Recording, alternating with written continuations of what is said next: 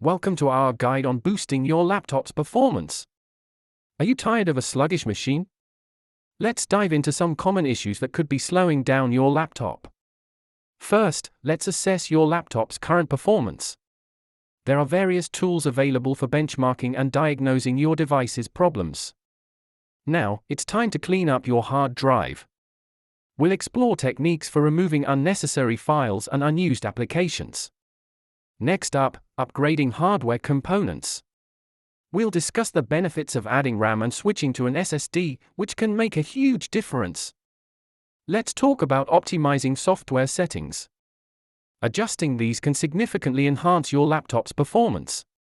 Managing your startup programs is crucial. We'll guide you through disabling non-essential startup items to help speed up boot time. Don't forget to keep your system updated.